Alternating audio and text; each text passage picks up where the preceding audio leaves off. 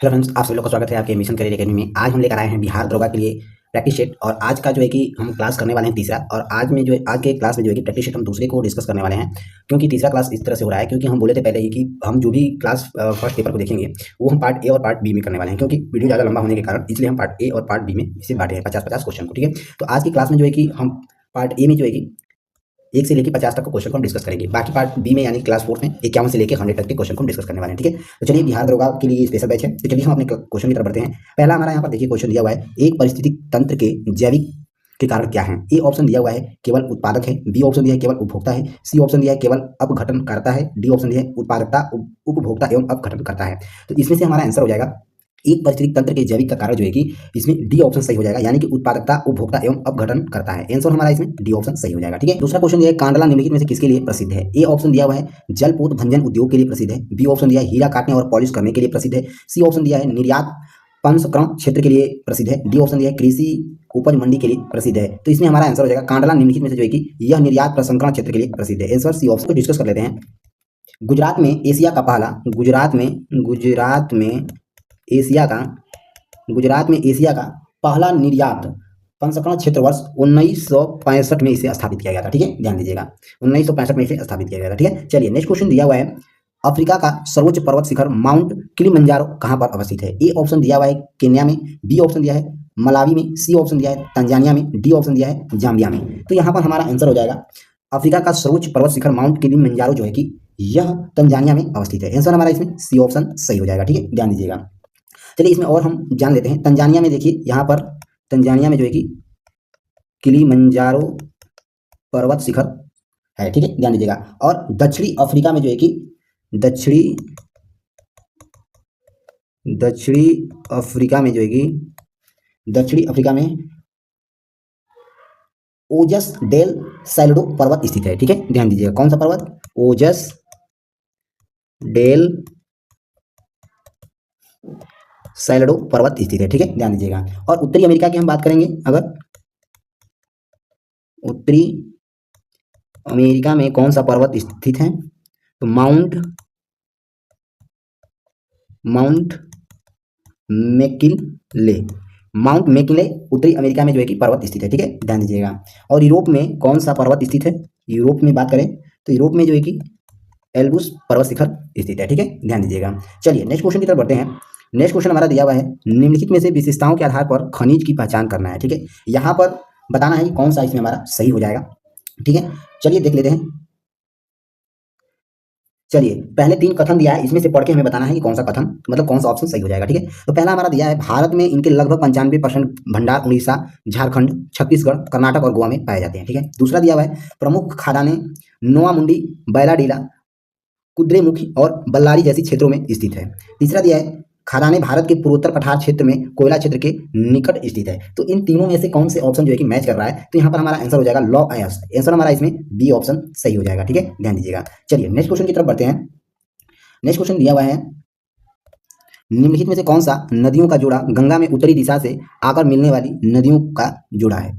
A option दिया है कमला Phalgu, B option है कोसी बूढ़ी गंडक नदी, सी ऑप्शन है बूढ़ी गंडक सोन नदी, डी ऑप्शन है बागमती कर्मनाशा नदी। यहाँ पर पूछा है कि इनमें से कौन सी नदियां का जोड़ा गंगा में उत्तरी दिशा से आकर मिलने वाली नदियों का सही जोड़ा है। ठीक है, सही जोड़ा पूछा है, तो यहाँ पर हमारा आंसर हो जाएगा कोसी और बूढ़ी गंडक जो है यह नदियों का सही जोड़ा है, जो उत्तरी दिशा से आकर मिलने वाली नदियों का जोड़ा है। ठीक है, किधर से मिलने वाली, ध्यान दीजिएगा। तो उत्तरी दिशा से पूछ सकता है यह भी क्वेश्चन कि उत्तरी दिशा से मिलने वाली नदियों का नाम बताइए, तो कोसी और बूढ़ी गंडक नदी है। ठीक है, ध्यान दीजिएगा। चलिए और इसमें यह भी जान लीजिए, थोड़ी सी और बात कर लेते हैं। गंगा नदियों के उत्तर से आकर मिलने वाली नदियां कौन सा है, गंगा से उत्तर से आकर मिलने वाली नदियां जो है कि घाघरा, बूढ़ी गंडक, कमला, कोसी और महानंदा भी है। ठीक है, इसमें और भी नदियां हैं उत्तरी से आकर मिलने वाली, कौन कौन सी जान जाइए। घाघरा, बूढ़ी नदी, गंडक नदी, कमला नदी, कोसी नदी, महानंदा नदी। ठीक है, यह भी जो ये जितने भी नदियां हैं ये भी उत्तर से आकर मिलने वाली नदियां हैं। गंगा में जो है कि उत्तर से आकर मिलने वाली ये नदियां हैं। ठीक है, ध्यान दीजिएगा। अब हम बात कर लेते हैं दक्षिण से आकर मिलने वाली नदियों के नाम। दक्षिण से आकर मिलने वाली नदियां जो है कि नाम है इनका कर्मनाशा, सोन नदी, पुनपुन नदी, उसके बाद फल्गु नदी। ठीक है, ध्यान दीजिएगा। चलिए नेक्स्ट क्वेश्चन की तरफ बढ़ते हैं फटाफट। नेक्स्ट क्वेश्चन हमारा दिया है, मौसम एवं उनकी बनावट में परिवर्तन किस कारण होता है। ए ऑप्शन दिया हुआ है पृथ्वी का गुरुत्वाकर्षण के कारण, बी ऑप्शन दिया हुआ है पृथ्वी का घूर्णन के कारण, सी ऑप्शन दिया है पृथ्वी का परिक्रमण के कारण, डी ऑप्शन दिया है पृथ्वी के अक्ष का इसके कक्ष के समतल की ओर झुका होना। तो यहाँ पर आंसर हो जाएगा हमारा मौसम एवं उनकी बनावट में परिवर्तन जो है कि पूछा है किस कारण होता है, तो मौसम एवं उनकी बनावट में परिवर्तन जो है कि पृथ्वी के अक्ष इसके कक्ष के समतल की ओर झुका होने के कारण जो है कि होता है। आंसर हमारा इसमें डी ऑप्शन सही हो जाएगा। ठीक है, अब यहाँ पर क्वेश्चन ये भी पूछता है कि पृथ्वी अपने अक्ष पर कितने डिग्री पर झुका होता है। तो पृथ्वी अपने पूछेगा अगर तो बताएंगे हम पृथ्वी अपने अक्ष पर 23.5 डिग्री झुका होता है। चलिए नेक्स्ट क्वेश्चन हमारा यहाँ पर दिया हुआ है भारत का अपने पड़ोसी देशों के साथ अंतर्राष्ट्रीय सीमा की लंबाई के अनुसार अवरोही क्रम बताना है हमें। ए ऑप्शन दिया है चीन, बांग्लादेश, पाकिस्तान, नेपाल। बी ऑप्शन में दिया हुआ है नेपाल, पाकिस्तान, चीन, बांग्लादेश। सी ऑप्शन दिया है नेपाल, पाकिस्तान, बांग्लादेश, चीन। डी ऑप्शन में दिया हुआ है पाकिस्तान, नेपाल, चीन या बांग्लादेश। यहाँ पर पूछा है कि भारत के अपने पड़ोसी देशों के साथ अंतर्राष्ट्रीय सीमा की लंबाई के अनुसार जो है अवरोही क्रम बताना है, अवरोही क्रम बताना है। ठीक है, तो इसमें हमारा हो जाएगा नेपाल, पाकिस्तान, चीन और बांग्लादेश जो है कि भारत अपने पड़ोसी देशों के साथ अंतर्राष्ट्रीय सीमा की लंबाई ये अवरोही क्रम है। ठीक है, कौन? तो नेपाल, पाकिस्तान, चीन और बांग्लादेश। आइए हम इसके बारे में थोड़ी और डिस्कस कर लेते हैं। तो देखिए पहले एक तरफ हम लिख लेते हैं देश, ठीक है ध्यान दीजिएगा, दूसरी तरफ लिख लेते हैं सीमा की लंबाई। ठीक है, ध्यान दीजिएगा। चलिए बाकी हम बारी बारी से सभी के बारे में डिस्कस कर लेते हैं। तो बांग्लादेश जो है,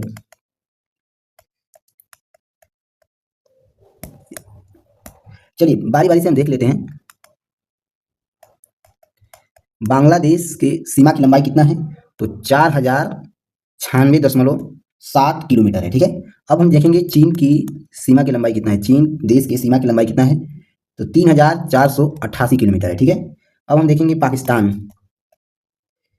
पाकिस्तान की सीमा की लंबाई कितना है, तो 3323 किलोमीटर है। ठीक है, नेपाल की वही बात करेंगे हम, तो नेपाल का सीमा रेखा का लंबाई कितना है, तो 1751 यानी कि 1751 किलोमीटर है। ठीक है, अब हम बात करेंगे म्यांमार का, तो म्यांमार देश का सीमा की लंबाई 1643 किलोमीटर है। ठीक है, अब हम बात करेंगे भूटान, तो भूटान का सीमा रेखा की लंबाई है 699 किलोमीटर।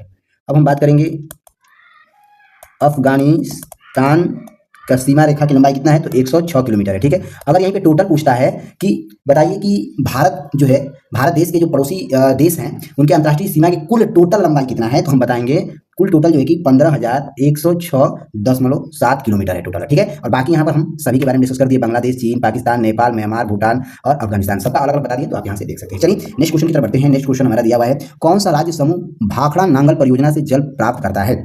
चलिए बताइए, ए ऑप्शन दिया हुआ है जम्मू कश्मीर हरियाणा और पंजाब से, बी ऑप्शन दिया है हिमाचल प्रदेश पंजाब हरियाणा से, सी ऑप्शन दिया है हरियाणा पंजाब राजस्थान से और डी ऑप्शन दिया है हरियाणा उत्तर प्रदेश राजस्थान से। तो यहाँ पर आंसर हमारा हो जाएगा कि हरियाणा पंजाब और राजस्थान से, यानी कि option number C Haryana Punjab और राजस्थान से जो है कि भाखड़ा नांगल परियोजना जो है कि जल प्राप्त करता है। आंसर हमारा इसमें सी ऑप्शन सही हो जाएगा। ठीक है, आइए इसके बारे में हम थोड़ी डिस्कस कर लेते हैं। भाखड़ा नांगल परियोजना से जल प्राप्त करता है, लेकिन यह भारत की सबसे बड़ी घाटी परियोजना है। क्या है? भारत की सबसे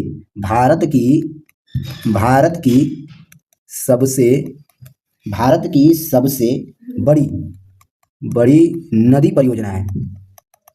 ठीक है, ध्यान दीजिएगा, यह सतलज नदी पर स्थित है। भाखड़ा नांगल परियोजना किस नदी पर पूछता है स्थित है, तो यह जो है कि सतलज नदी पर स्थित है। ठीक है, ध्यान दीजिएगा, सतलज नदी पर स्थित है। ठीक है, ध्यान दीजिएगा। इसका उद्देश्य अगर पूछता है कि इसका उद्देश्य क्या है, उद्देश्य अगर पूछता है तो इसका उद्देश्य जो है कि सिंचाई करना, ठीक है, और विद्युत उत्पादन करना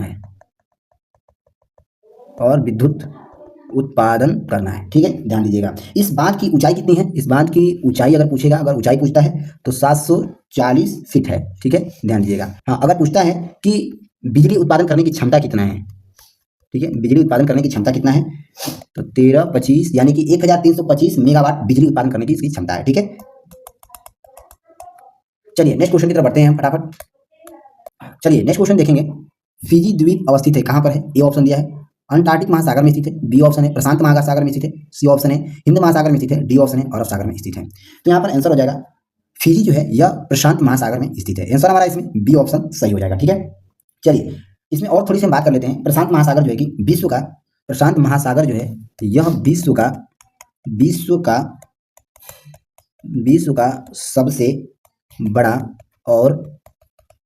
सबसे बड़ा और गहरा महासागर है।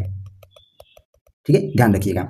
और यह हिंद महासागर विश्व का तीसरा सबसे बड़ा महासागर है। ठीक है, चलिए नेक्स्ट क्वेश्चन की तरफ बढ़ते हैं। नेक्स्ट क्वेश्चन हमारा यहाँ पर दिया हुआ है, कोरोमंडल तट का विस्तार कितना है? ए ऑप्शन दिया हुआ है कृष्ण नदी के डेल्टा से गंगा नदी के डेल्टा तक है।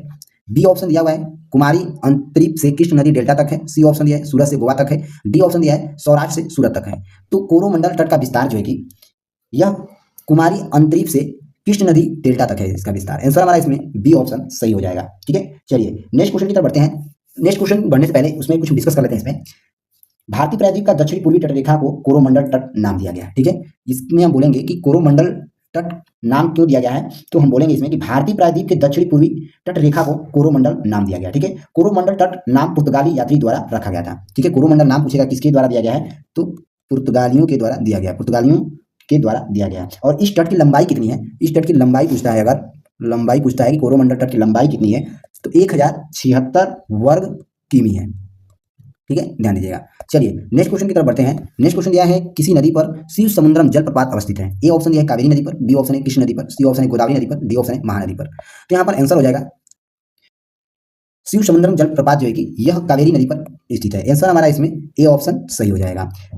चलिए नेक्स्ट क्वेश्चन की तरफ बढ़ते हैं। नेक्स्ट क्वेश्चन दिया हुआ है सुर सरोवर पश्चिम बिहार कहाँ स्थित है? ए ऑप्शन दिया है प्रतापगढ़ में, बी ऑप्शन है रायबरेली में, सी ऑप्शन है बलिया में, डी ऑप्शन है आगरा में।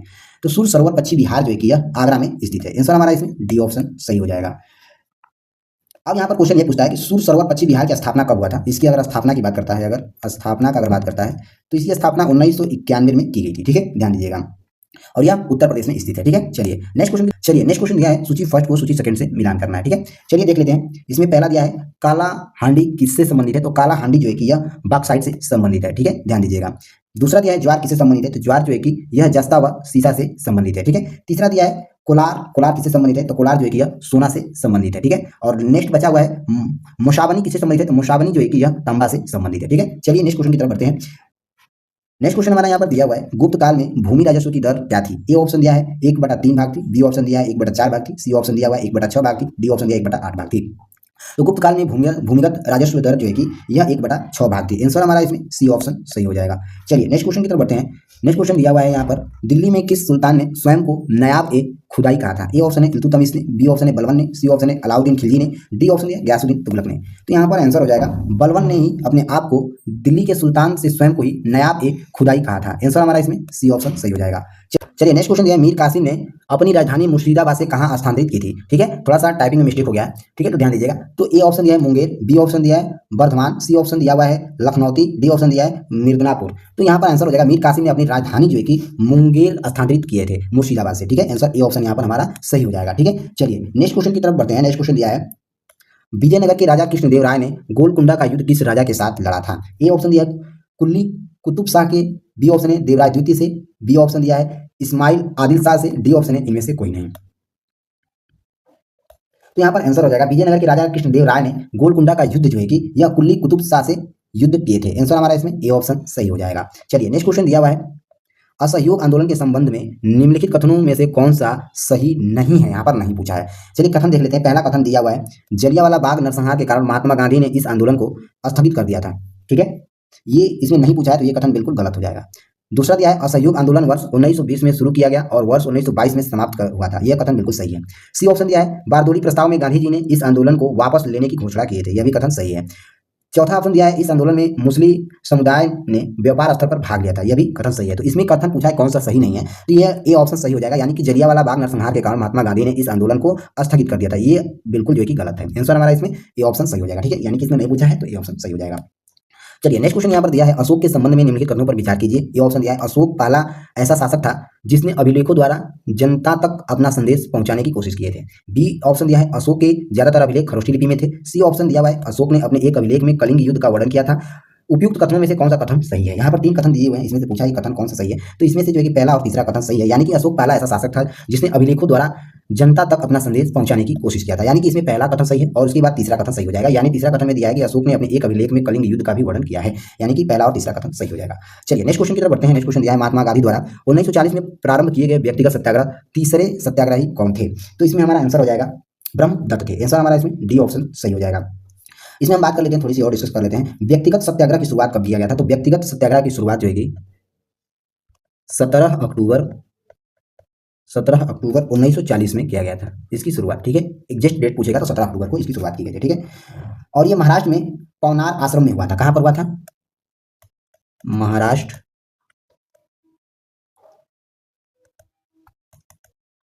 आश्रम अगर पूछता है, पवनार आश्रम में इसका शुरुआत किया गया था, ठीक है। गांधी जी के द्वारा 11 अक्टूबर 1940 को विनोबा भावे को प्रथम व्यक्तिगत सत्याग्रह के तौर पर चुना गया था, ठीक है, ध्यान दीजिएगा। चलिए नेक्स्ट क्वेश्चन की तरफ बढ़ते हैं। नेक्स्ट क्वेश्चन दिया है नवपाषाण काल के औजारों के संबंध में निम्नलिखित कथनों पर विचार कीजिए। ए ऑप्शन दिया है औजार पालिश किए जाते थे। बी ऑप्शन है इस अवधि में ओखल और मूसल का उपयोग अनाज को पीसने के लिए किया जाता था। तो इसमें हमारा आंसर हो जाएगा पहला और दूसरा कथन सही हो जाएगा, यानी कि दोनों ही कथन सही हो जाएंगे, ठीक है। औजार पॉलिश किए जाते थे और दूसरा है इस अवधि में ओखल और मूसल का उपयोग अनाज पीसने के लिए किया जाता था, ठीक है। तो ए और बी दोनों ही सही हो जाएंगे। चलिए नेक्स्ट क्वेश्चन यहाँ पर दिया हुआ है 1919 में खिलाफत समिति का गठन कहाँ किया गया था? ए ऑप्शन है कलकत्ता में, बी ऑप्शन है बम्बई में, सी ऑप्शन है लखनऊ में, डी ऑप्शन है पटना में। तो यहाँ पर हमारा आंसर हो जाएगा 1919 में खिलाफत समिति का गठन जो है कि यह बंबई में किया गया था। आंसर हमारा इसमें बी ऑप्शन सही हो जाएगा। तो सूची सेकंड से मिलान करना है। पहला दिया है शेख निजामुद्दीन औलिया किससे संबंधित है? तो यह चिश्ती से संबंधित है। दूसरा दिया है बहाउद्दीन जाकरिया किससे संबंधित है? तो यह सुहरावर्दी से संबंधित है, ठीक है, ध्यान दीजिएगा। चलिए नेक्स्ट दिया है मियाँ मीर जो है किससे संबंधित है? तो मियाँ मीर जो है कि कादरी से संबंधित है, ठीक है, ध्यान दीजिएगा। तीसरा दिया है अहमद शहर हिंद किससे संबंधित है? तो यह नक्शबंदी से संबंधित है, ठीक है। चलिए नेक्स्ट क्वेश्चन की तरफ बढ़ते हैं। नेक्स्ट क्वेश्चन यहाँ पर दिया हुआ है निम्नलिखित कथनों में से कौन सा कथन असत्य है? यहाँ पर 3 का 4 कथन दिए हैं और पूछा है कि इसमें से कौन सा कथन असत्य है।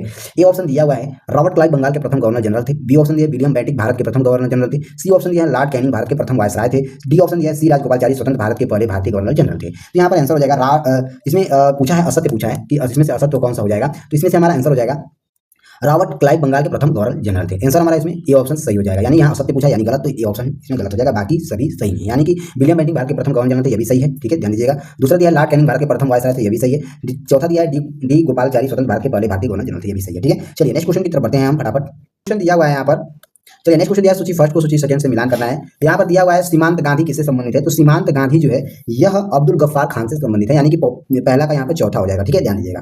दूसरा दिया है the grand old man of India. The grand old man of India किससे संबंधित है? तो यह दादा भाई नौरोजी से संबंधित है। किससे संबंधित है? तो दादा भाई नौरोजी से संबंधित है, यानी कि बी का तीसरा हो जाएगा, ठीक है, ध्यान दीजिएगा।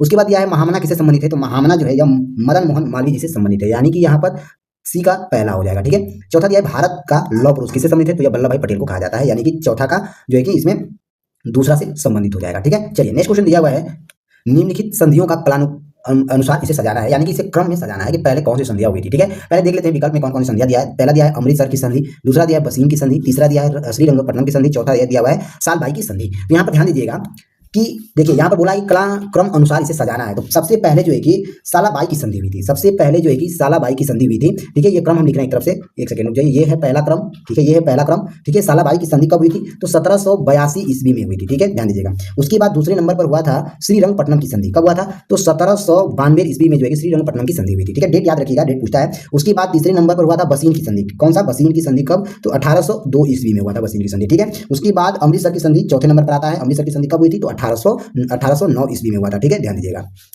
तो चलिए नेक्स्ट क्वेश्चन की तरफ बढ़ते हैं। नेक्स्ट क्वेश्चन हमारा यहाँ पर दिया हुआ है। चलिए नेक्स्ट क्वेश्चन दिया इजराइल और उसके अरब पड़ोसियों के बीच योम किपुर युद्ध किस वर्ष लड़ा गया था? ए ऑप्शन दिया अक्टूबर 1983 को, बी ऑप्शन दिया अक्टूबर 1973 को, सी ऑप्शन है 1985 को, डी ऑप्शन है 1969 को। तो यहाँ पर आंसर हो जाएगा इजराइल और उसके अरब पड़ोसियों के बीच योम किपुर का युद्ध जो है कि अक्टूबर 1973 को लड़ा गया था। आंसर हमारा इसमें बी ऑप्शन सही हो जाएगा, ठीक है, ध्यान दीजिएगा। चलिए नेक्स्ट क्वेश्चन यहाँ पर हमारा दिया हुआ है केंद्रीय बजट 2025-26 में प्रभावी राजस्व घाटा कितना रहने का अनुमान है?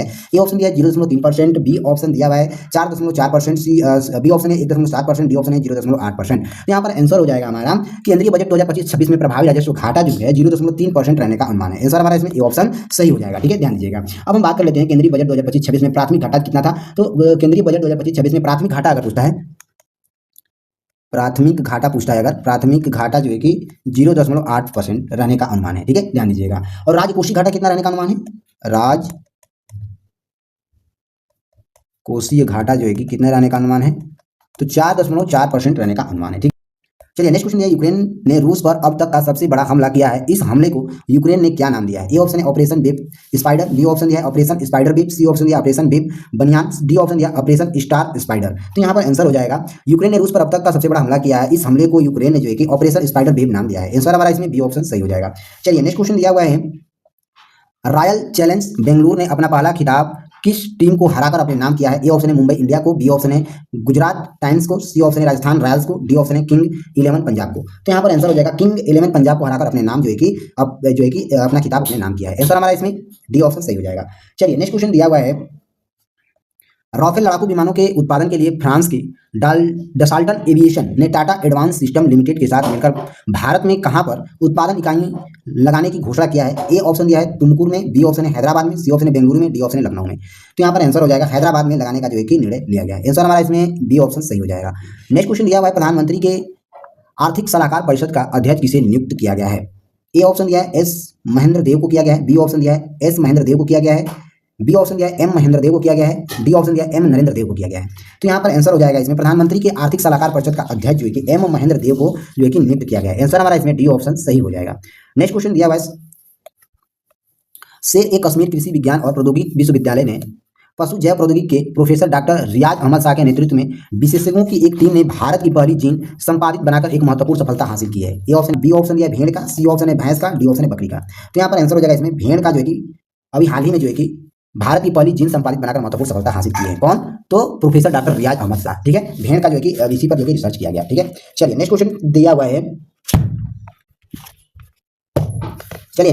है। यूनाइटेड किंगडम में चांगोस द्वीप मॉरिशस को सौंपने के लिए समझौता किया गया है। चांगोस द्वीप समूह की अवस्थित किस महासागर में स्थित है? ए ऑप्शन प्रशांत महासागर में, बी ऑप्शन दिया अंटार्कटिक महासागर में, सी ऑप्शन दिया हिंद महासागर में, डी ऑप्शन दिया अंटार्कटिक महासागर में। तो यहाँ पर आंसर हो जाएगा हमारा हिंद महासागर में जो है कि यूनाइटेड किंगडम ने चांगोस द्वीप मॉरिशस को सौंपने के लिए समझौता किया है। आंसर हमारा इसमें सी ऑप्शन सही हो जाएगा।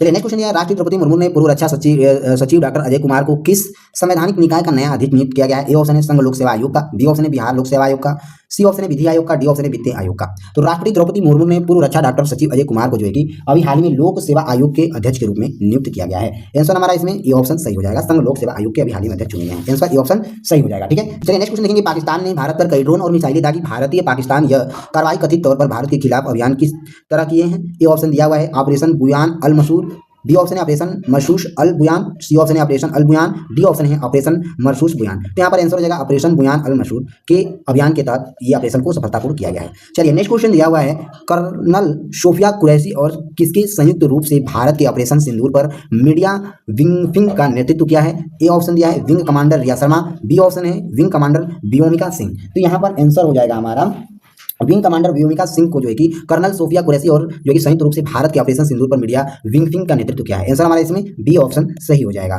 चलिए नेक्स्ट क्वेश्चन हमारे यहाँ पर दिया हुआ है विश्व प्रेस स्वतंत्रता सूचकांक 2025 में भारत का स्थान क्या था? ए ऑप्शन दिया है 161वां स्थान था, बी ऑप्शन दिया है 159वां स्थान था, सी ऑप्शन दिया है 158वां स्थान था, डी ऑप्शन दिया 151वां स्थान था। तो यहाँ पर आंसर हो जाएगा विश्व प्रेस स्वतंत्रता सूचकांक 2025 में भारत का जो है कि स्थान जो है कि 151वां स्थान था। आंसर हमारा इसमें डी ऑप्शन सही हो जाएगा। ठीक है, ध्यान दीजिएगा। चलिए नेक्स्ट क्वेश्चन दिया हुआ है सार्वजनिक क्षेत्र का बैंक ऑफ महाराष्ट्र ने किस ट्रेन में देश का पहला एटीएम लगाया है? ए ऑप्शन है विवेक एक्सप्रेस, बी ऑप्शन दिया है पंचवटी एक्सप्रेस में, सी ऑप्शन दिया है पवन एक्सप्रेस में, डी ऑप्शन है राजधानी एक्सप्रेस में। तो सार्वजनिक क्षेत्र का बैंक जो है बैंक ऑफ महाराष्ट्र ने जो है यह पंचवटी एक्सप्रेस में एटीएम लगाया है। पहला एटीएम जो है कि पंचवटी एक्सप्रेस में एटीएम लगाया गया है। आंसर इसमें हमारा बी ऑप्शन सही हो जाएगा। ठीक है, ध्यान दीजिएगा। अब हम आगे इसमें बात कर लेते हैं कि भारत ने पिछले साल एक सेकंड, हाँ इसमें हम आगे बात कर लेते हैं कि ग्रेट ब्रिटेन के जॉन शेफर्ड बैनन को एटीएम का आविष्कारक बोला जाता है। ठीक है, एटीएम का अगर आविष्कारक पूछता है, अगर एटीएम का आविष्कारक पूछता है किसे माना जाता है, तो हम बताएंगे कि ग्रेट ब्रिटेन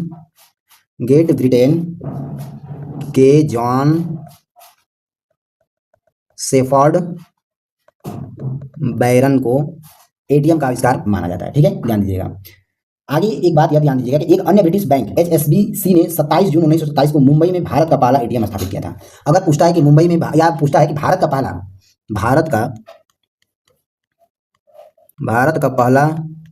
एटीएम कहाँ लगाया गया था, तो मुंबई में लगाया गया था।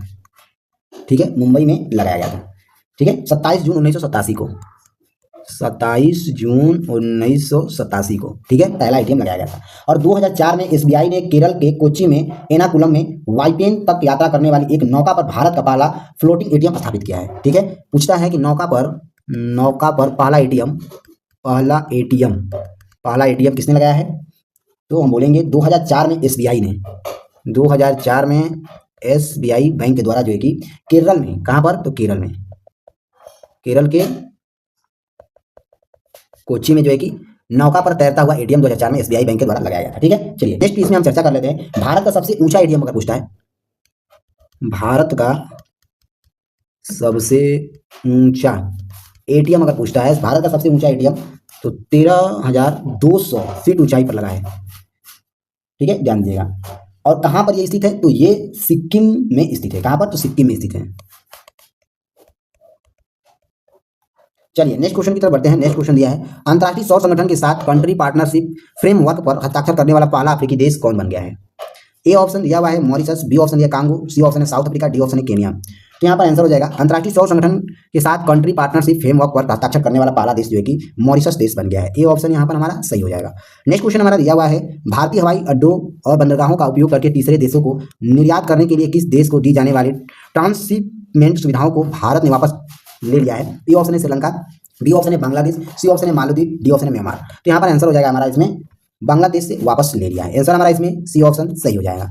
चलिए नेक्स्ट क्वेश्चन दिया है भारत के किस हस्ती को लिस्बन शहर के सिटी ऑफ ऑनर से सम्मानित किया गया है? तो हमारा आंसर इसमें दिया हुआ है नरेंद्र मोदी को, शाहरुख खान को, द्रौपदी मुर्मू को, जगदीप धनखड़ को। तो यहाँ पर आंसर हो जाएगा सिटी ऑफ ऑनर से सम्मानित होने वाली द्रौपदी मुर्मू जी हैं। आंसर हमारा इसमें सी ऑप्शन सही हो जाएगा। ठीक है, चलिए यहाँ पर डेट पूछेगा, उन्हें 7 अप्रैल 2025 को सम्मानित किया गया था। 7 अप्रैल 2025 को इन्हें सम्मानित किया गया था। ठीक है, सिटी ऑफ ऑनर से इन्हें सम्मानित किया गया था ना। ठीक, चलिए नेक्स्ट क्वेश्चन यहाँ पर दिया है चौथा भारत अमेरिका त्रिसेवा संयुक्त अभ्यास टाइगर ट्रायम्फ 2025 का आयोजन कहाँ किया गया था? विशाखापट्टनम में, हवाई द्वीप में, बंगाल की खाड़ी में, बलासौर में। तो यहाँ पर आंसर हो जाएगा विशाखापट्टनम में जो है कि चौथा भारत अमेरिका त्रिसेवा संयुक्त अभ्यास जो है कि स्थापित किया गया था या आयोजन किया गया था। आंसर हमारा इसमें ऑप्शन सही हो जाएगा।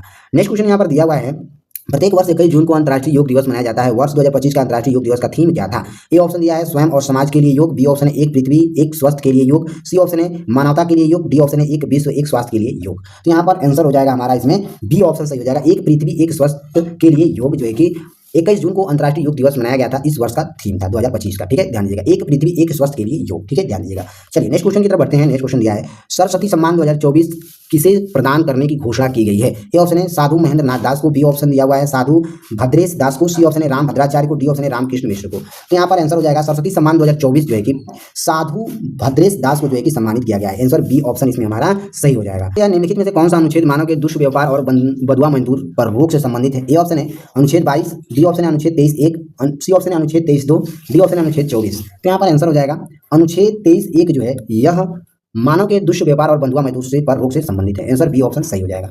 चलिए नेक्स्ट क्वेश्चन हमारा दिया है यदि कोई व्यक्ति ऐसे पद पर नियुक्त हो गया है जिस पर उसका कोई कानूनी हक नहीं, तो ऐसी स्थिति में न्यायालय कौन सी रिट जारी करेगा? ए ऑप्शन है निषेध आदेश, बी ऑप्शन है उत्प्रेषण ग्रिड, सी ऑप्शन है अधिकार पुच्छा, डी ऑप्शन है परामर्श। तो यहाँ पर आंसर हो जाएगा इसमें अधिकार पुच्छा जो है कि जारी करेगा रिट। आंसर हमारा इसमें सी ऑप्शन सही हो जाएगा। चलिए नेक्स्ट क्वेश्चन हमारा यहाँ पर दिया हुआ है निम्नलिखित कथनों पर विचार करिए। यहाँ पर 2 कथन दिया और इसमें पूछा कि कौन सा कथन सही होगा। ए ऑप्शन दिया हुआ है एक कथन दिया हुआ है कानून बनाना केवल एक विधायी प्रक्रिया नहीं बल्कि राजनीतिक क्रिया भी है। बी ऑप्शन दिया है मंत्री अतिरिक्त कोई और सदस्य विधेयक पेश करे तो ऐसे विधेयक को निजी विधेयक कहते हैं। कह रहा है कि उपयोग करने में कौन सा कथन सत्य होगा? तो इसमें हमारा दोनों कथन ही सही हो जाएंगे। ठीक है, दोनों कथन सही हो जाएंगे, पहला और दूसरा। ठीक है, ध्यान दीजिएगा। चलिए नेक्स्ट क्वेश्चन देखते हैं भारतीय संविधान को औपचारिक रूप से कब लागू किया गया था? ए ऑप्शन है 26 नवंबर 1949 को, बी ऑप्शन है 26 जनवरी 1950 को, सी ऑप्शन है 26 जनवरी 1949 को, डी ऑप्शन है 26 नवंबर 1950 को। तो यहाँ पर आंसर हो जाएगा भारतीय संविधान को औपचारिक रूप से जो है कि 26 जनवरी 1950 को जो है कि लागू किया गया था। ठीक है, आंसर हमारा इसमें बी ऑप्शन सही हो जाएगा। ठीक है, ध्यान दीजिएगा। इसमें एक बात ध्यान रखिएगा कि 26 नवंबर जो है 1949 को संविधान को अंगीकृत किया गया था। ठीक है, और जबकि 26 जनवरी 1950 को संविधान औपचारिक रूप से लागू किया गया था। ठीक है, तो चलिए फ्रेंड्स मिलते हैं अगले लेक्चर में पार्ट 2 में, क्योंकि अभी 51 से लेके जो है कि 100 तक क्वेश्चन बाकी है। तो अभी इसी सेक्शन के जो है कि हम पार्ट बी में करने वाले हैं, ये पार्ट ए था। ठीक है, चलिए मिलते हैं अगले लेक्चर में, तब तक के लिए जय हिंद जय भारत।